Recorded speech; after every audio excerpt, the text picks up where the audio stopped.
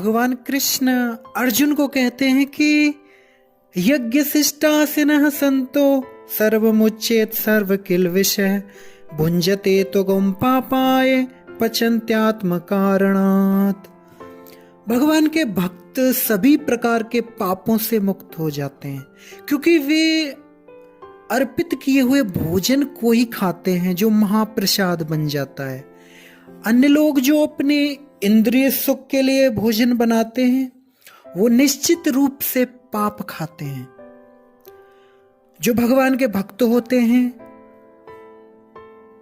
वो सदैव हमेशा भगवान के प्रेम में निमग्न रहते हैं।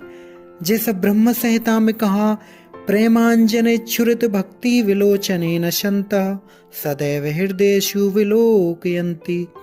भगवान के भक्त जो भगवान है गोविंद, जो सबको आनंद प्रदान करते हैं, या जो मुकुंद एक भगवान का नाम है जो मुक्ति के दाता हैं, और कृष्ण जो सबको अपनी तरफ आकर्षित करने वाले, उन भगवान के प्रगाढ़ प्रेम में मग्न रहने के कारण कोई भी वस्तु भगवान को अर्पित किए बिना ग्रहण नहीं करते।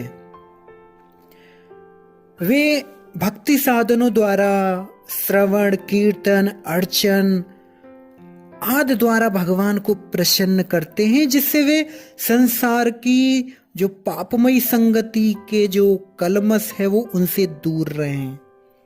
अन्य लोग जो अपने लिए या इंद्रिय तृप्ति के लिए भोजन बनाते हैं वे न केवल चोर हैं बल्कि सभी प्रकार के पापों को खाने वाले हैं। जो व्यक्ति चोर तथा पापी दोनों हो, भला वह किस तरह सुखी रह सकता है? यह संभव नहीं। इसलिए सभी प्रकार से सुखी रहने के लिए मनुष्य को भगवान जो बोल रहे हैं, जो विधि बता रहे हैं, उस विधि को अपनाना चाहिए। अन्यथा संसार में सुख और शांति कभी भी हमें नहीं मिलेगी। महान टीकाकार श्रील बलदेव विद्याभूषण प्रभु जी बताते हैं कि परमेश्वर जो भगवान कृष्ण हैं वो सारे यज्ञों के भोक्ता कहलाते हैं, यानी कि सब कुछ भगवान सबसे ऊपर श्रेष्ठ हैं। वो सभी देवताओं के स्वामी हैं। जिस प्रकार शरीर के अंग पूरे शरीर की सेवा करते हैं, उसी तरह सारे देवता उनकी सेवा करते हैं। चाहे वो इंद्र हैं, चंद्र हैं, वरुण हैं, वो देवता भगवान द्वारा तो नियुक्त अधिकारी हैं जो सांसारिक कार्यों की देखरेख करते हैं। सारे वेद इन देवताओं को प्रसन्न करने के लिए यज्ञों का निर्देश करते हैं, जिससे वे अन्न उत्पादन के लिए वायु, प्रकाश, जल प्रदान करें।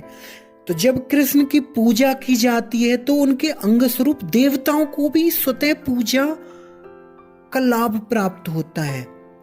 तो देवताओं की अलग से पूजा करने की आवश्यकता नहीं होती। इसी हेतु जो भगवान के भक्त हैं सर्वप्रथम कृष्ण को भोजन अर्पित करते हैं और तब खाते हैं, जिससे उनके शरीर का जो अंदर का जो आध्यात्मिक पोषण हो उनके अंदर।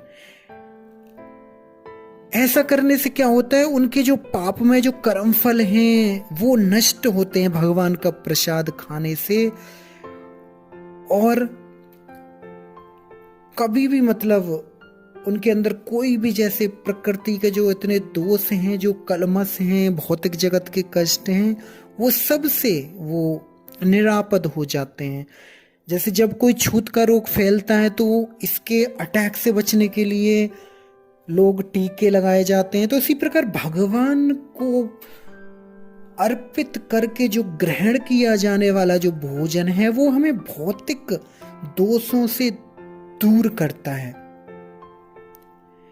तो जो भगवान के जो भक्त हैं वो केवल कृष्ण को अर्पित किए हुए भोजन को ही उत्तम समझते हैं और उसी को करते हैं, जिससे वे भौतिक दूषणों के फलों का सामना करने में समर्थ हों, जो आत्म साक्षात्कार में बाधक बनते हैं।